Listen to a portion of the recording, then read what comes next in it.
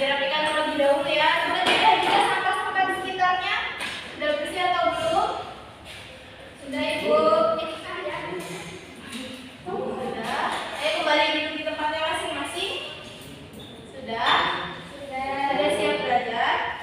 Sudah. Baik, Ibu tes dulu, ini mata pelajaran apa? Bahasa Indonesia Ibu. Alhamdulillah masih ingat ya. Baik, Ibu buka. Assalamualaikum warahmatullahi wabarakatuh. Waalaikumsalam warahmatullahi wabarakatuh. Selamat pagi dan salam sejahtera bagi kita semua. Gimana nih kabarnya setelah mengerjakan soal UTS kemarin? Masih terbawa pusing-pusingnya Bu, masih terbawa sedikit. Waduh, padahal soal yang Ibu berikan mudah-mudah ya. Sangat mudah-mudah lah itu. Ya, mudah Bu, soalnya jawabannya sulit Bu. Iya benar sekali. Baik, untuk pertemuan pertama setelah UTS ini kita akan membahas mengenai teks negosiasi. Boleh kalian buka bukunya pada halaman 62.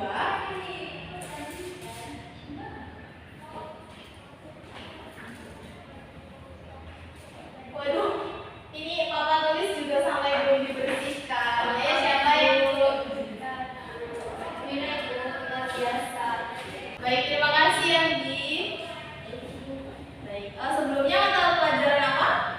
Matematika Bu. Matematika berarti Pak Bambang ya. Sepertinya kalian semangat sekali sampai lupa untuk bersihkan papan tulis dan lupa mata pelajaran Ibu.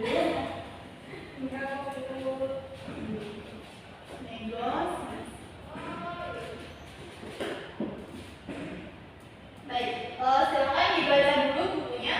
Ada yang bisa membantu Ibu apa itu pengertian dari teks negosiasi? Saya Bu. Baik, boleh aja. Jadi teks negosiasi adalah teks yang memulai bentuk interaksi sosial dan berfungsi untuk mencari kesepakatan atau penyelesaian bersama di antara pihak-pihak yang bersengketa. Sudah cukup? Ya. Baik, ada yang lain? Pendapat lain mungkin? Nggak ada Bu. Cukup ya. Jadi, Awal-awal Ibu. bagaimana? Teks negosiasi, teks awal-awal. Baik, nah sebenarnya untuk kuncinya sudah disebutkan oleh Andi ya, sudah dijelaskan oleh Ajeng dan lebih rincinya sudah disebutkan oleh Andi. Jadi negosiasi ini bisa kita sebut sebagai teks yang berisi mengenai tawar-menawar.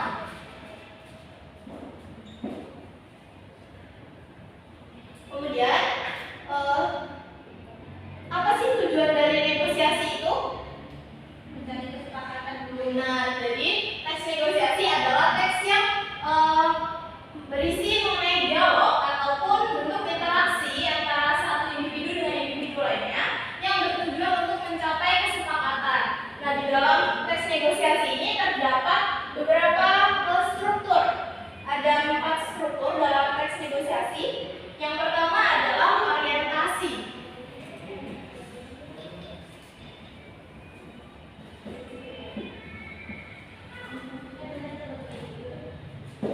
Yang kedua apa aja? Pengajuan Bu. Jadi ada pengajuan. Kemudian yang ketiga apa Anggi? Penawaran. Benar sekali. Dan yang keempat Persetujuan.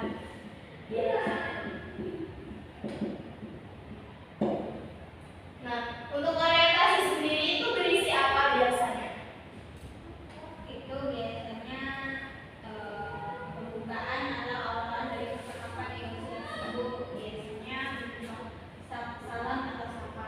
Baik, benar sekali ya. Jadi orientasi ini membuka. Misalnya kita berada di pasar, kemudian kita ingin melakukan negosiasi antara pedagang dengan pembeli. Pembukanya itu seperti apa? Salam, sapa, misalnya permisi Pak atau permisi Bu, gitu ya. Kemudian untuk yang kedua pengajuan, apa itu Anggi? Menyatakan permintaan atau mengungkapkan permasalahan yang dihadapi. Baik, jadi di sini permintaan. Misal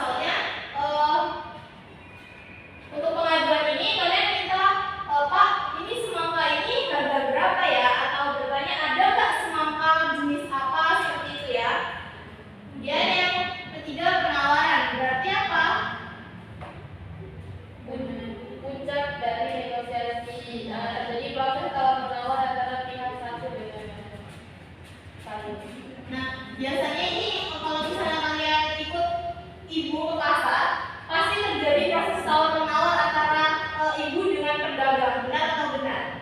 Atau Benar ibu. Nah, ya.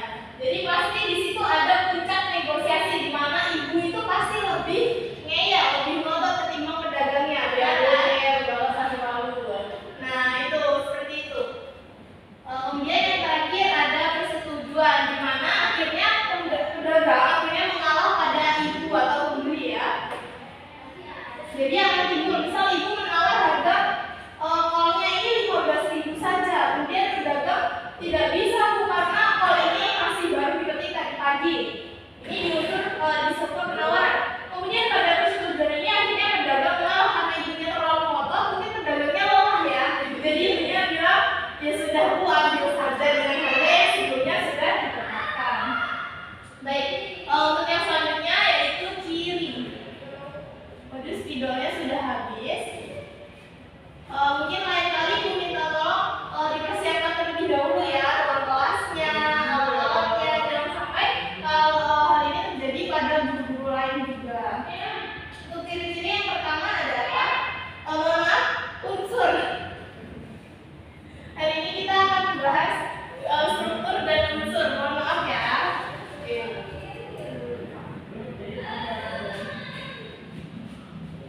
Unsur-unsur. Yang pertama tentunya harus ada partisipan. Partisipan ini apa sih? Nah, seperti contohnya tadi berarti ibu dan pedagang adalah partisipannya. Yang kedua, Perbedaan kepentingan. perbedaan.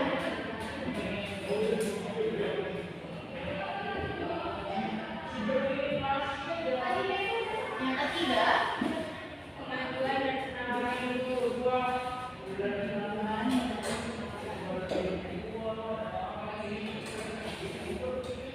yang keempat, Persetujuan. karena memang tujuan dari teks negosiasi ini adalah untuk mencapai persetujuan atau kesepakatan.